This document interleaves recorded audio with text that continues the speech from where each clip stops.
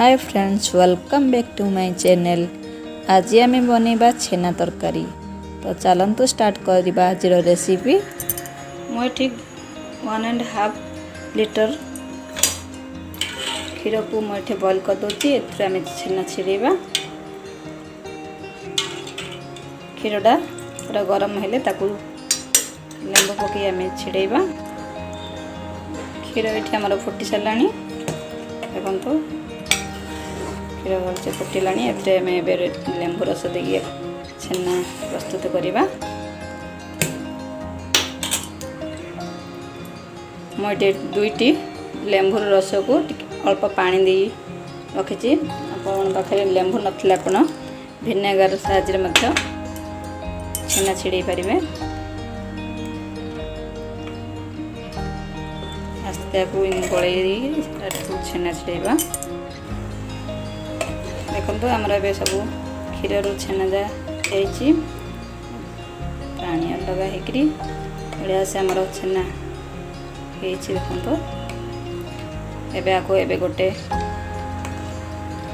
कपड़ा कि छणा साहाय्य एबे छाणी नेबा। देखो छेना सब को मु भलसे छाणी देछि, धोई नेछि। कहीं आम लेंबू रस खटा अंश रही से भलसे आपको थोदेवे एवं गोटे जगह को आपको बाहर करवा। एवं छेना सब भलसे चकड़ी नेबा।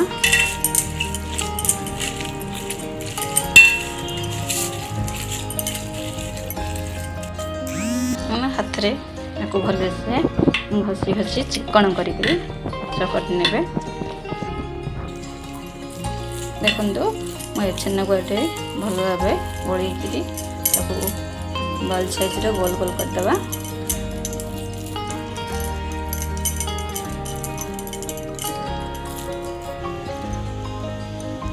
देखो सब बॉल जा एमती गोल गोल कर सब छेना को। एबे चलतु आपको छाणी नेबा। गोटे कड़ाई बसी किसी तेल गरम कर दीजिए। से आम ए बॉल छेना बॉल सब पकई छाणी नेबा।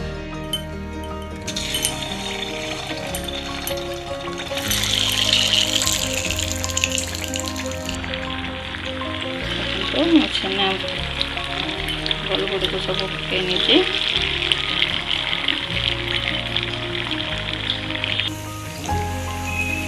ताको एबे आस्ते आस्ते पलटे नेबे। 2 साइड ब्राउन हेबा जाए को फ्राई करवा। किंतु और बॉल्स गुड़ा से बहुत भल से छाणी होछि।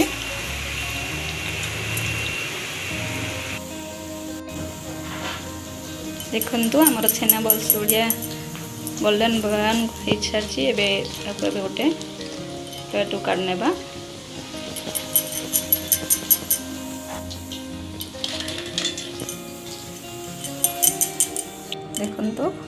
देखो मुझे सब बॉल्स छाणी रखी देछि गोटे प्लेट रे। एबे गोटे कड़ाई बसई टी तेल नेबा। देखो कड़ाई बेसी तेल नहीं। तेल गरम हो सारा से आलू को पकई फ्राई करवा। देखो एबे हमर तेल गरम हो सारा से 2टी आलू को काटी रखी।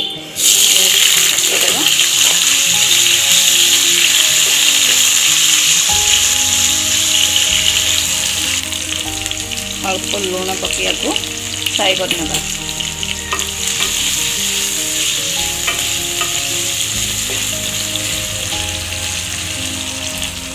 आपको एबे कवर करी 5 मिनट छाड़देबा। आलू आमर ए सब फ्राई सारी। गोटे प्लेट को काढ़ी नेबा। नेक्स्ट प्रोसेस हो देखो मुझे मसला प्रस्तुत करी। गोटे पियाज, किसी डालचीनी, जायपत्री, किसी रसुण, किसी अदा आपको ये ब्लेंडिंग जार पकईबी। भलसे बाटी नेबा। देखो मसला को मुझे बाटी नहीं। चलतु नेक्स्ट स्टेप ये सेम करे नहीं से कड़ाई आमर तेल बड़ी जाइथिला ताको एबे गरम कर देबा। देखंतु तेल आम गरम हो सलानी सेतरे किछि जीरा, 2टी तेजपत्र, किछि चीनी दे आमे भलसे ताको फ्राई कर देबा। देखंतु हमर चीनी और जीरा भलसे फ्राई हो सलानी। प्याज पके फ्राई करने गोल्डन ब्राउन होगा फ्राई करनेबा।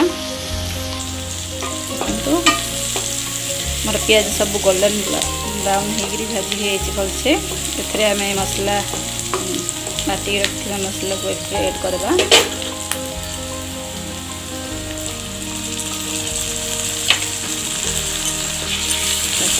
भाजी देवा।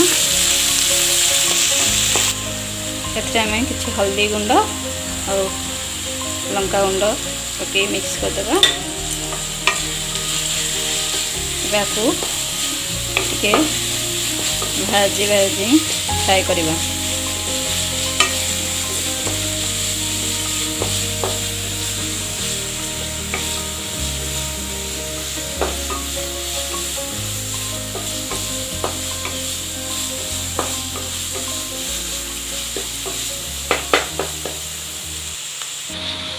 बंधु आम मसला भाजिले एते 1 चामच धनिया पाउडर, 1/2 चामच जीरा पाउडर दिए को भलसे मिक्स देवा।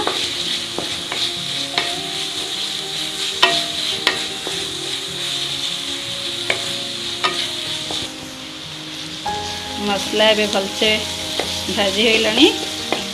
एते हम एबे गोटे टमाटो को बाटिंग नहीं आपन चाहिए काटिक भी गड़ी गड़ी कर पकई पारे, किंतु बाटिक नेले आमर ग्रेवीटा भल आसो। करदेली भल भाव गोल ना 5 मिनट्स को फ्राई करदे। देखो आमर मसला भी भलसे कषि सारे। आम फ्राई कर आलू को पकईकि आगे कषि नेबा।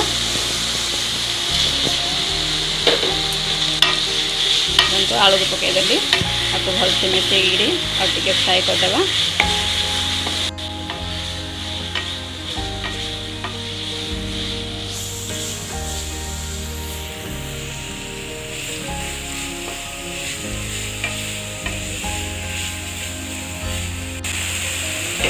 एबे आम पानी ऐड करदे। मत पानी ऐड करदे।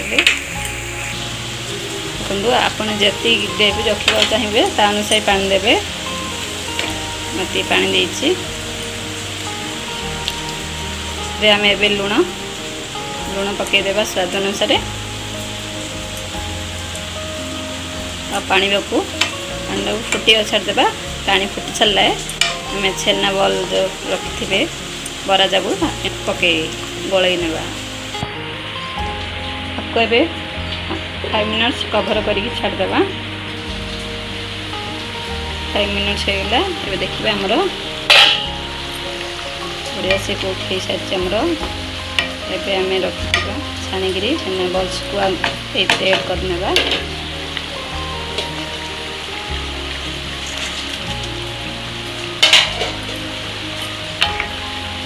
गोलई देवा भलसे।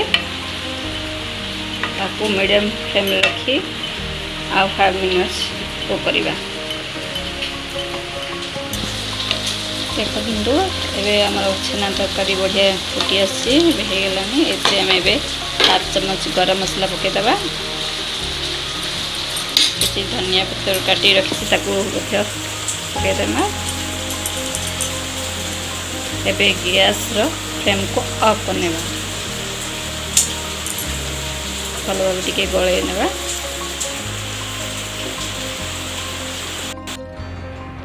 आम रेडी हो सारी छेना तरकारी। चलो को एबे गोटे प्लेट को काढ़नेबा।